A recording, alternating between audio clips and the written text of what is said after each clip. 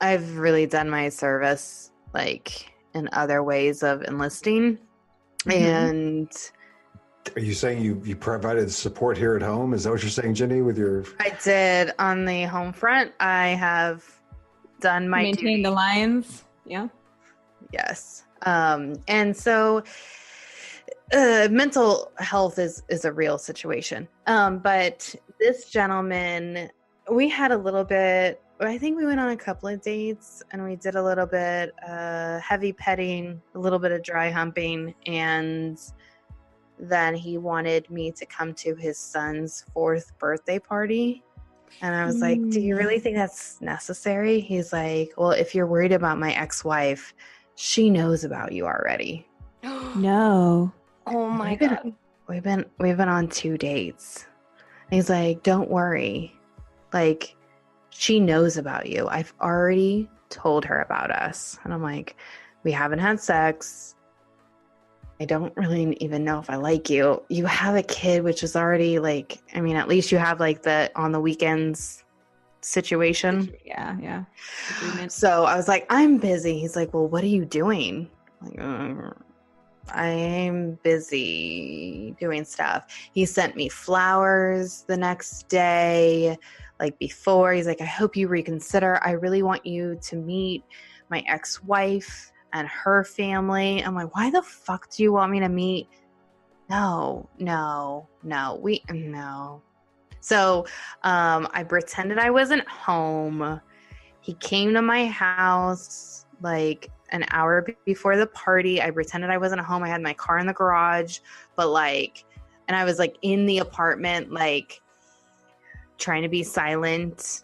And it was just, he was calling my phone and I'm like, it's on vibrate. And I'm like wondering if the vibration is loud enough to where he can like pick up on it on the door. And I was like, you know what? I'm just not good at relationships. I think this is just I'm not good at this. So I'm not good at handling crazy and obsessive. So I'm going to not for a little while and just say goodbye.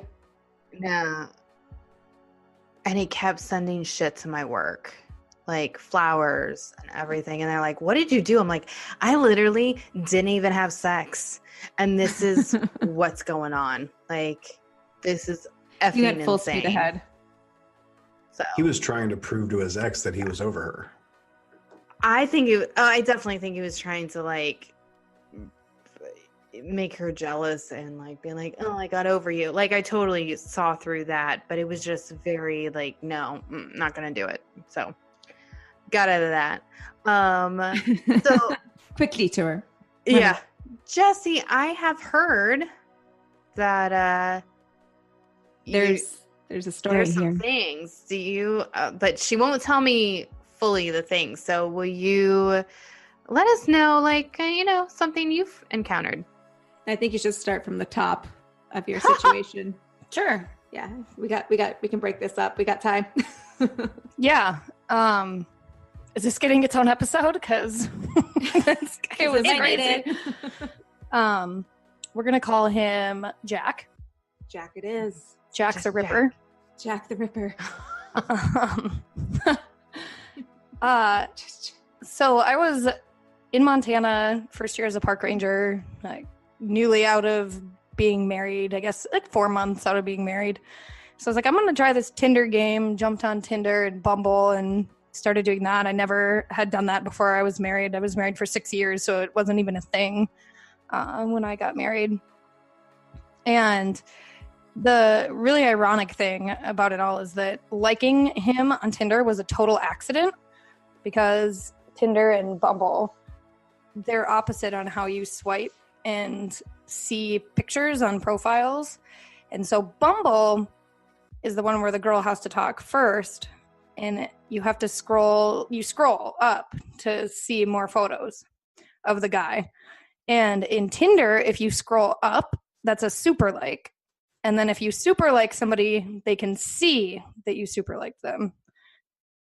And I had just downloaded this. Again, I was with Ben and Josh, and they were actually videotaping the moment that it happened, because Jack was not the first guy I had done this to, so they thought it was hilarious to secretly videotape me while I was using Tinder, because I always screwed up. And super liked guys before I even saw their profiles. So then it was like a surprise when they messaged me and I was like, who the hell is this? I didn't like this person. And Jack was one of those people. So they have me accidentally swiping up on him and being like, fuck, I didn't even see who that was. I didn't see his pictures or anything.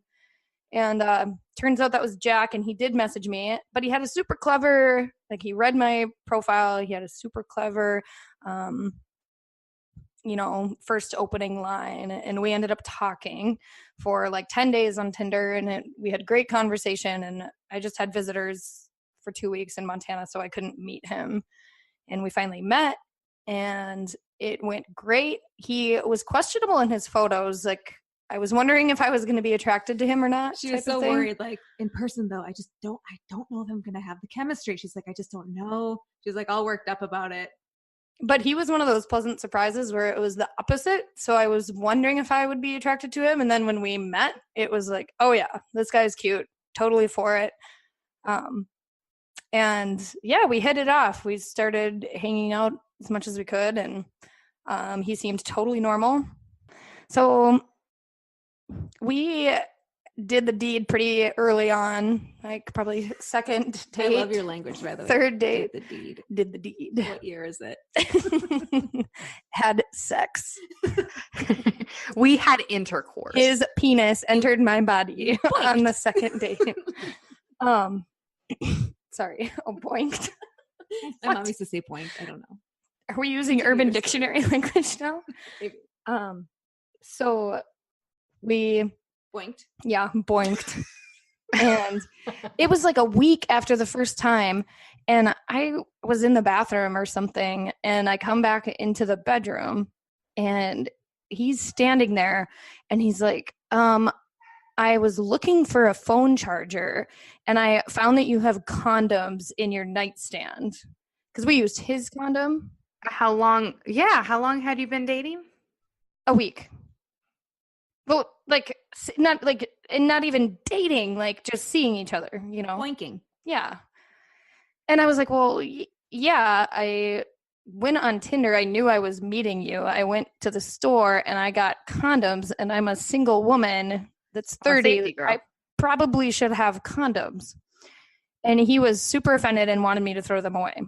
Throw them away. Like, ditch these condoms that you purchased for us to use. And he had even taken the time to count them. So he said, this is a 5 package. Why are there only 4? Yeah. And I was like, well, yeah, I'm sorry, we're done here. Like that, we're done. Right? Again, like I said, do you want the like moments where I'm thinking that, no. Whoa, I should have taken it then? You should have, but I want to keep going on this progression. Because, And so, ladies, red flag right there. Yeah, huge red flag. Yeah. Oh, yeah, please. And I'm telling this story because if anybody else is out there listening and they're like, oh, okay, my guy kind of says stuff like this, or they do things like that, please rethink your situation. By God, please. Just run in general. Yeah. It's going to get better. Don't worry. So anyway, I was like, yeah, sure. I'll throw them away. And the other one I had put in my hiking backpack because I was like, my other hookup in Montana, I had literally met on a hike. So I was like, well, I'm just going to throw that in my backpack like, just in case. So anyway, that's where the fifth one went. I didn't tell him that. If I'm on the trail, you never know. Like behind that tree. Like, apparently, I didn't think that would happen either, but it did. But oh, really? Yeah. Was it? No, it didn't happen on the trail, but we turned out we were like camping in the same campground. So we like had a bonfire and had beers together and blah, blah, blah. Different person, not psycho. Different person. Yeah. That's the. Ooh, okay. I want to hear that another day.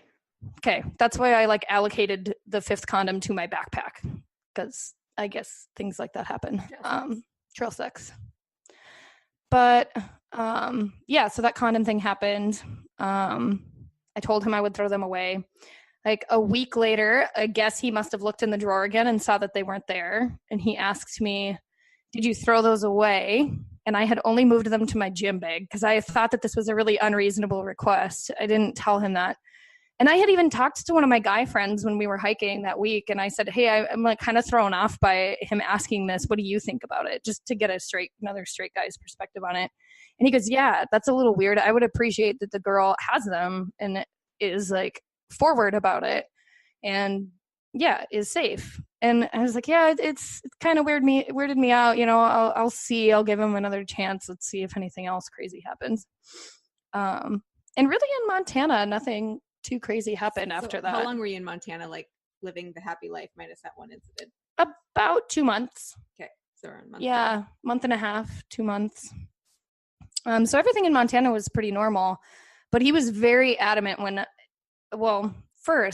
I first started dating him on Tinder, I made it very clear that I knew 3 things about my life. Like I had to go back to North Dakota because I had to move out of my ex-husband's house and like get my dog and just life things. Had to go back to North Dakota. Had to go to Europe. Like that was a for sure bucket list thing for 4 to 6 weeks. That was going to happen. And then the third thing that I told him was that being in Glacier is temporary. I'm going to be leaving in October, but I know that I'm coming back next year. So those were the 3 things that I knew when I met him. Made that very, very clear. And so when it was time for me to go back to Fargo, he was really adamant that he wanted us to stay together. He wanted to try to make this work. Wanted to give it a shot. He felt like if I left, it wasn't going to work. And how far is Fargo from your campsite? Like how many hours apart would you guys be? 16. 60. Drive. Oh, 16 gotcha. drive. Mm-hmm. So, so he's looking for an invitation to move there. Mm-hmm. Mm-hmm. Yeah. Okay, got it. So I told him that I would go back to Fargo for 3 weeks and then we could talk about it, like depending on how far along I was with everything that I was doing and moving and all of this. And mind you, this guy would text all the time. Now that I've like hung out with other guys past this point, I realize that it's crazy, but he would text probably 30 to 40 times a day. If I didn't answer right away, it would be like cause him into a panic and all of this. Nope. But nope. Yeah. So, and here's where I get real stupid. Like I am totally like looking back again, it's like, why did you stay with this? Why did you, when I was still in Fargo and he was still in Montana, I'm talking on the phone with him at night, like saying goodnight or whatever. I get a text on my phone that says, hey, I heard you're back in Fargo. What's up? And I just looked at it and I ignored it. Like, didn't plan on answering it, whatever. Didn't recognize the number. It wasn't saved into my phone. And then Jack starts going, are you texting somebody? I hear your phone vibrating. And I said, no, I'm not texting anybody. No. Are you sure you're not texting anybody? I hear like a ding or your phone vibrating. And I was like, no, I'm really not texting anybody. I'm trying to talk to you right now. Like, I don't even have my phone on speaker. Turns out, and then he goes, you're a liar. I'm texting you right now from this app, like a secret spy app. I'm not fucking crazy. And he said, I can't believe you're lying to me. Like, that means if another guy were texting me, you wouldn't tell me. So that should have been like, and that night, I didn't talk to him for 2 days after that. And I was like, fuck this. Okay, This 2 is days and not like absolutely 2 insane. like decades. Like Yeah, shouldn't have been, right? I know. Shouldn't have. Okay. Trust me. That's the biggest red flag right there that you could have gotten. We're not here to shame you. We're here to hopefully have other people learn from. Okay, what happened next? Yeah. So well, with that too, not here to shame you. And you had just gone through your own divorce. You haven't been dating for like 6. You've been married for 6 years, and you had dated your ex for multiple years before that. So this whole getting back into dating regularly was relatively new. Yeah, I was 8 years out of the game. So you're kind of not. I don't know. Not that you're not. Well, yeah, you're not thinking straight to a certain extent. And then you just don't know what the dating game is like now. Like maybe with all the technology and the apps and the maybe like technology anxiety in dating is a real thing. I don't know. And I was told by my husband, he was married before we were married. He was married once before. And he told me that his next relationship, he really overcome